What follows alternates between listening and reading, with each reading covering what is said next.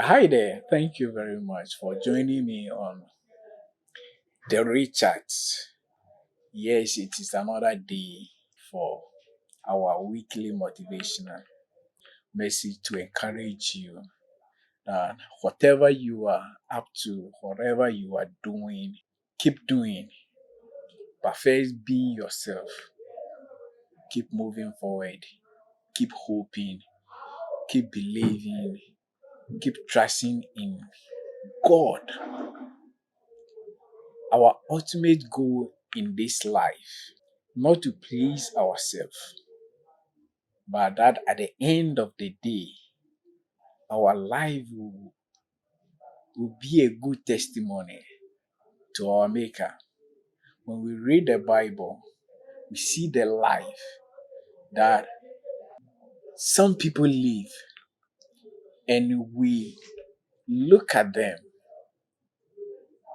and we admire. We wish that at the end of the day, when we are no more, our story also will be told. Just like the ones that we have read in the Bible and the good book. I believe whoever you are and wherever you are watching me from, there are some names that whenever you heard it, something bubbling in your spirit. It could be good or bad. That you wish you have never heard that name. There are names you heard and you ask yourself, so why would God allow said people to live too early? Why would God allow such people to live long? It is something we will never understand God. But like we always said, nobody is perfect. Our life here, all that we are doing is to pursue the perfection. We all trying our best to be the best that God is expecting us to be. So everybody is running his or her race. Apostle Paul said, I have fought the good fight. I have run the good race. What is left for me that I'm waiting for now is the reward of the good servant title, the crown. Now he will be held at the end of every race. The first thing that they receive is the flower to congratulate them. After the flower, before the plaque or what we call the medal and the bronze and the silver will follow. Everybody try his or her best to get through to the top to win a gold medal. One, when you win a gold medal, you want it for yourself first before your country.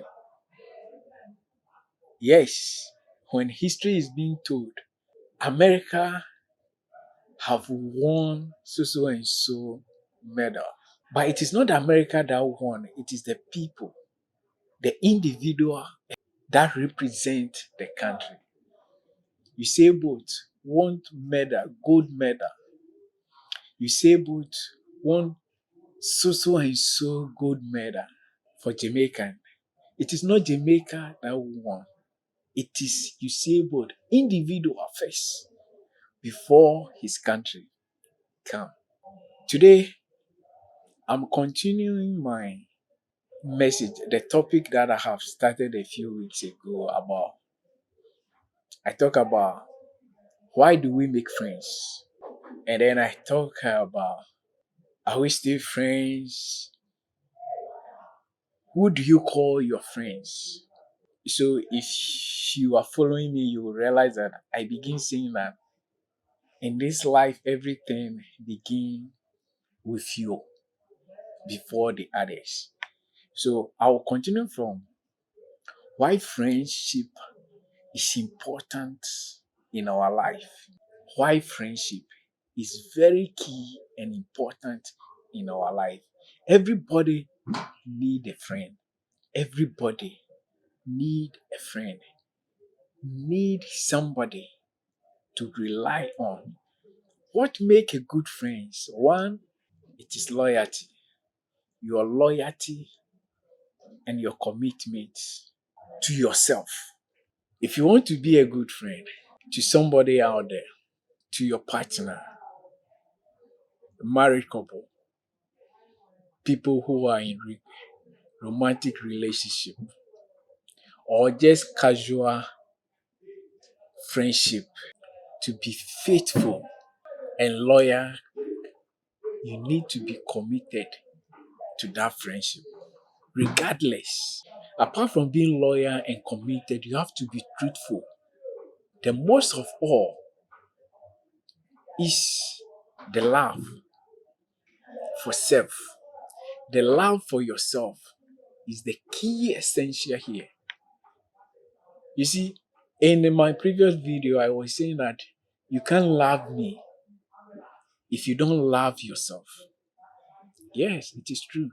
If you are not truthful to yourself, you can't be truthful to me. If you are not loyal to yourself, committed to yourself, you can't be loyal and committed to me as a friend.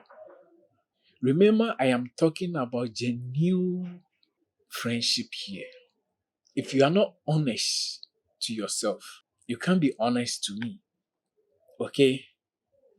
So, first, you have to love yourself. Be honest with yourself. Be truthful to yourself. Be committed to yourself. That is why Jesus said, love your brother the way you love yourself. Okay? He didn't say, love your brother and hate yourself. No, that is not what Jesus said. He said, love your brother just like you love yourself. It will be very difficult and hard for me, which I would never think of doing it, to lie to myself about something that will end me in prison. I can't imagine lying to myself for people to hate me. Why would I do that? So if I can't do this to myself, why should I do that to a friend? To my brother, the person I call a friend. You remember when Jesus was speaking to a group of people, Bible said his brother and mother went there to talk to him. And somebody told him that your mother and your brothers are out there, want to talk to you.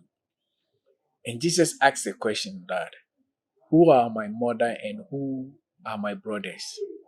And the Bible said he pointed out people around him. He said, these are my mother and these are my brothers. What Jesus is trying to tell us is that it is not the blood family that we come from alone, but where you find your peace, your comfort. Remember, he said he did not come to this world to bring peace, but he said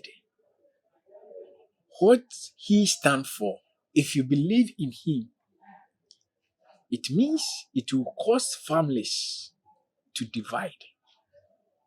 So he was saying this to the crowd, and whoever believe my message, whoever is with me, whoever believe and obey the will of my father, that person is my brother.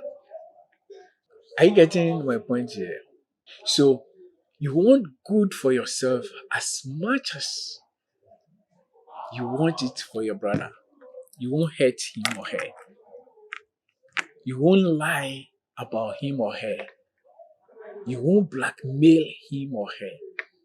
Again, Bible said one time Jesus was in a house preaching. On that day, they brought a lot of sick people to Jesus. He was healing the sick. He was casting out demons from those who were possessed by demons. So a lot of deliverance was taking place that day. And a group of people also come carrying their friend who was paralyzed on the mat. When they get to the place was packed. So they couldn't get away to go through the people so that they can lay their friends in front of Jesus for Jesus to touch. And you know what these friends do? Bible said because the place was packed, in our days we will say it was overflowing. Bible said they climbed the roof and they removed the ceiling and placed their friends on the mat in front of Jesus Christ. Bible said when Jesus saw the faith of these friends, he looked at the man on the mat and he said, "Son, get up and go home. Your sins are forgiven." It was his friends, as the Bible put it. He said, his friends. Let's see another scenario in the Bible where friends play major role in our life. You remember Job and his friends. When Job trouble starts, Bible said his three friends visit him, and for 3 days they were sitting on the floor without talking to anybody. After the 3 days, they begin to talk. When you get time and you read the account of Job, you see what his friends have said. It get to a point when Job asks his friends, "Are you also here to judge me? What I expect from you is not a word to increase my pain, or I was expecting a word of encouragement, comfort that will ease my pain, but you are wasting my pain more." What kind of friend are you? Remember, everybody needs somebody. And like Jesus said, do unto others as you expect them to do. I know some friends who are not in talk terms anymore. They believe they have been disappointed so badly. And because of that, they don't want to have anything to do with those friends anymore.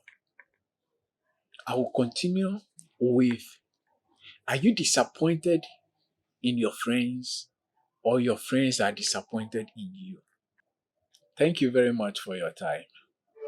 My name is Manuel Natejangwa.